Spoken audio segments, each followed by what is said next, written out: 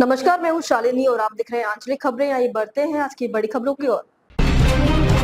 कठुआ में आतंकवादियों के खिलाफ सर्च ऑपरेशन जारी, सुरक्षा बलों ने बढ़ाई चौकसी। कठुआ में आतंकवादियों के ठिकाने पर पुलिस का बड़ा एक्शन, कमांडो और ड्रोन तैनात।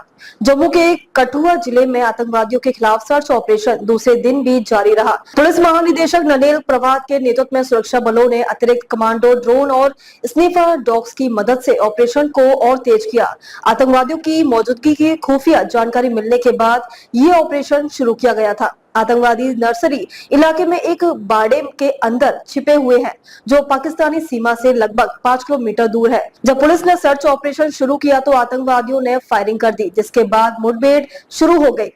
अभी तक किसी बड़े नुकसान की सूचना नहीं है और सुरक्षा बलों ने पूरे इलाके को घेर रखा है। आधिकारिक सूत्रों के अनुसार शनिवार को 5 से 6 आतंकवादियों के 2 समूह में घुसपैठ हो सकती है। गांव की महिलाओं ने लकड़ी इकट्ठा करते समय आतंकवादियों को देखा था। कठुआ जिला पिछले 1 साल से पाकिस्तान आधारित आतंकवादियों के लिए प्रमुख घुसपैठ मार्ग बन गया है।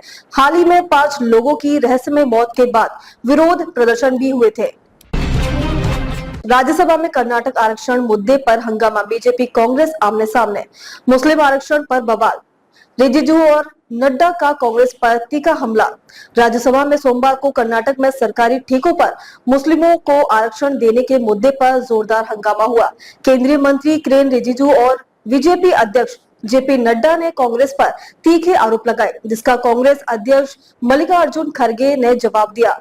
हंगामा बढ़ने पर कार्यवाही को दोपहर 2 बजे तक स्थगित कर दिया गया। रिजिजू ने कहा कि एक वरिष्ठ कांग्रेस नेता ने संविधान बदलकर मुसलमानों को आरक्षण देने की बात कही है, जो बेहद गंभीर है। उन्होंने आरोप लगाया कि कांग्रेस संविधान को मजबूत करने का प्रयास कर रही है। नड्डा ने भी कांग्रेस पर संविधान को तोड़ने का आरोप लगाते हुए कहा कि डॉक्टर अंबेडकर ने धर्म आधारित आरक्षण का स्पष्ट विरोध किया था।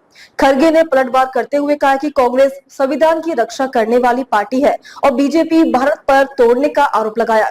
उन्होंने जोर देकर कहा कि डॉक्टर अंबेडकर के संविधान को कोई नहीं बदल सकता। शिमला एयरपोर्ट पर बड़ा हादसा टला, एयरलाइंस एयर फ्लाइट की इमरजेंसी लैंडिंग, सभी यात्री सुरक्षित। हिमाचल के डिप्टी सीएम समेत 44 यात्रियों की जान बची। शिमला एयरपोर्ट पर विमान के टायर फटने से मची अफरा तफरी। हिमाचल एयरपोर्ट पर सोमवार सुबह एक बड़ा हादसा होते होते टल गया। दिल्ली से शिमला आ रही एयरलाइंस एयर की फ्लाइट की लैंडिंग के दौरान अचानक टायर फट गया और पायलट ने इमरजेंसी ब्रेक लगाकर विमान को रोका। गनीमत रही कि विमान रनवे से बाहर नहीं गया। इस फ्लाइट में हिमाचल के डिप्टी सीएम मुकेश अग्निहोत्री और डीजीपी डॉक्टर अतुल वर्मा समेत 44 यात्री सवार थे, जो सभी सुरक्षित हैं। लैंडिंग के दौरान विमान निर्धारित स्थान से काफी आगे चला गया और यात्रियों को जोरदार झटका महसूस हुआ। तकनीकी खराबी के कारण रनवे पर भी विमान को रोका गया। हादसे के बाद धर्मशाला जाने वाली अगली उड़ान भी एहतियात रद्द कर दी गई। अब तकनीकी दल विमान की जांच में जुटा है। डिप्टी सीएम मुकेश अग्निहोत्री ने बताया कि लैंडिंग के वक्त विमान अचानक आगे बढ़ गया और जोर का झटका लगा। तकनीकी खराबी का पता चलने के बाद यात्रियों को लगभग 20 से 25 मिनट तक विमान में ही बैठे रखा। मुख्यमंत्री सुक्खू ने कहा कि टायर फटने के कारण इमरजेंसी ब्रेक लगानी पड़ी। मामले की पूरी जानकारी के लिए नागरिक उड्डयन मंत्री से बात की जाएगी। तेजी के साथ खुले शेयर बाजार, सेंसेक्स और निफ्टी में जोरदार उछाल। बैंकिंग और वित्तीय शेयरों में बढ़त से बाजार में जोश। सेंसेक्स 965 अंक चढ़ा। हफ्ते के पहले कारोबारी दिन घरेलू शेयर बाजार में तेजी का रुख देखने को मिला है। वित्तीय और बैंकिंग क्षेत्र में दिग्गज शेयरों में बढ़त के कारण सेंसेक्स और निफ्टी में लगातार छठे सत्र में तेजी दर्ज की है। विदेशी फंड प्रवाह और ब्लू चिप शेयरों में खरीदारी से सोमवार को सेंसेक्स 965.08 अंक बढ़कर 77,809.91 पर और निफ्टी 283.45 अंक बढ़कर 23,633.85 पर कारोबार करता दिखा। Power grid, Kotak Mahindra bank, axis bank और रिलायंस इंडस्ट्रीज जैसे शेयरों में सबसे ज्यादा तेजी रही। हालांकि टाइटन एंड महिंद्रा और इंफोसिस में गिरावट देखी गई। विदेशी संस्थागत निवेशकों ने शुक्रवार को 7,470 करोड़ रुपए के शेयर खरीदे थे। एशियाई बाजारों में गिरावट रही, जबकि अमेरिकी बाजार सकारात्मक रुख के साथ बंद हुए। मजबूत घरेलू प्रवाह से रुपया 12 पैसे बढ़कर $85.86 पर पहुंचा। पिछले हफ्ते भी बाजार में तेजी दर्ज की गई थी, जब निफ्टी में 4% से अधिक की वृद्धि हुई थी। पटना में झोपड़ी में भीषण आग, 2 बच्चों की जलकर मौत, 2 घायल। मच्छर भगाने की अगरबत्ती बनी मौत का कारण। पटना में दर्दनाक हादसा। पटना के गौरीचक थाना क्षेत्र में सोमवार देर रात जनकपुर मोड़ स्थित एक झोपड़ी में आग लगने से हड़कंप मच गया। हादसे में 2 बच्चों की जलकर मौत हो गई है, जबकि 2 अन्य बच्चे गंभीर रूप से झुलस गए। घायलों को नालंदा मेडिकल कॉलेज और अस्पताल में भर्ती कराया गया। जानकारी के मुताबिक परिवार मच्छर भगाने वाली अगरबत्ती जलाकर सो रहा था। अचानक चिंगारी चादर पर गिरी और आग में पूरी झोपड़ी को अपनी चपेट में ले लिया। पति पत्नी तो सुरक्षित बाहर निकल गए, लेकिन उनके 2 बच्चे आग की लपटों में फंसकर दम तोड़ दिया। पीड़ित सुधीर नट ने बताया कि आग न केवल उनकी झोपड़ी बल्कि आसपास की 2 और झोपड़ियों में भी अपनी चपेट में ले लिया। परिवार का सारा सामान जलकर राख हो गया है। सूचना मिलने पर गौरीचक थाना और फायर ब्रिगेड की टीम मौके पर पहुंची। 4 फायर ब्रिगेड की गाड़ियों ने कड़ी मशक्कत के बाद आग पर काबू पाया। पुलिस मामले की जांच कर रही है। दिल्ली और लखनऊ नए कप्तानों के साथ भिड़ने को तैयार। ऋषभ पंत बने आईपीएल इतिहास के सबसे महंगे खिलाड़ी। लखनऊ की कमान संभालेंगे। आईपीएल 2025 में दिल्ली कैपिटल्स और लखनऊ सुपर जॉयंट्स नए कप्तानों के साथ अपने अभियान की शुरुआत करेंगे।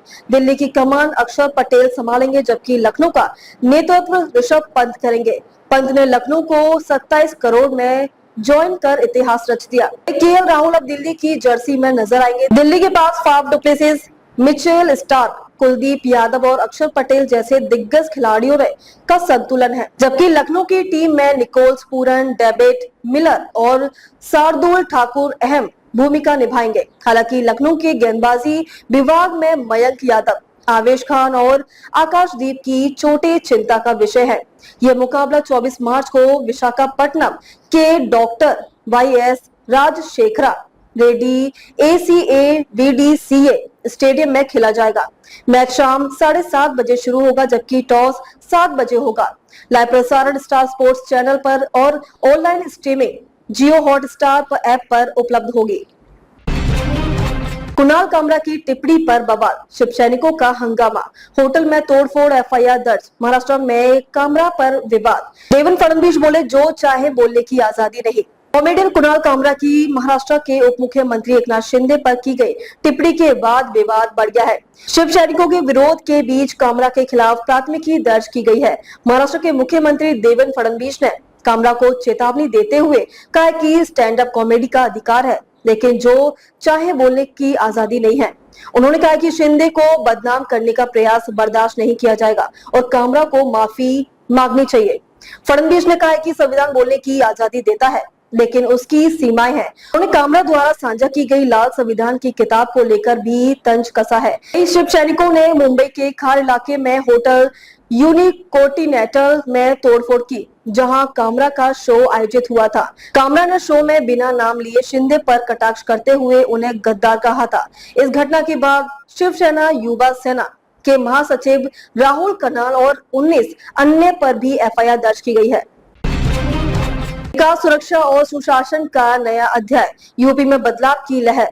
8 साल में कैसे बदला राज्य का चेहरा। योगी सरकार के 8 साल, अब यूपी बदल चुका है।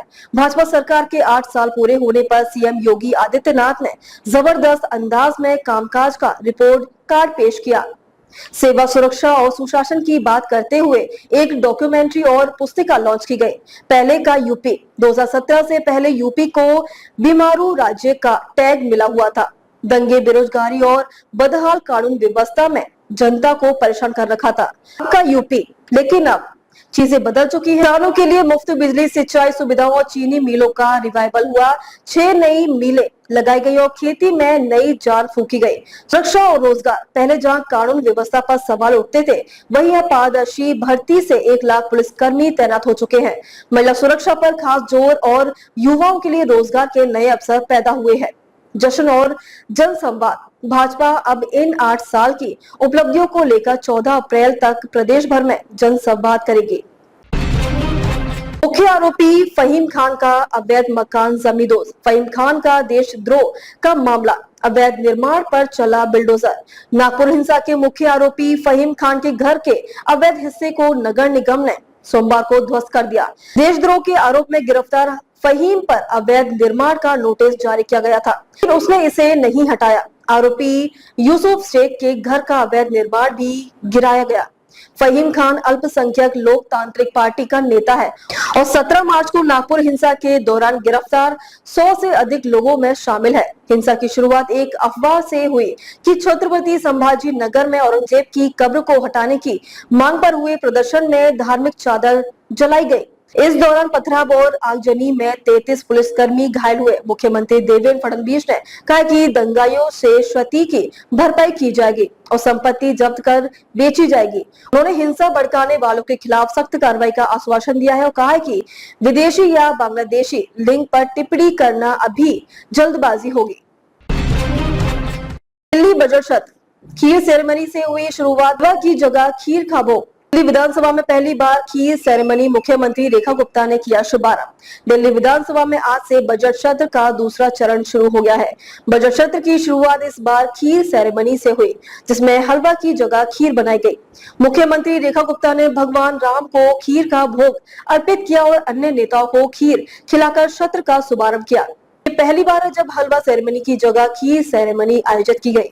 बजट सत्र 24 मार्च से 28 मार्च तक चलेगा, जिसमें 25 मार्च को मुख्यमंत्री रेखा गुप्ता बजट पेश करेंगी। वित्त विभाग का कार्यभार भी उन्हीं के पास है। सोमवार को आर्थिक सर्वेक्षण पेश किया जाएगा, जिसमें दिल्ली वासियों की आय और सुविधाओं का लेखा जोखा प्रस्तुत किया जाएगा।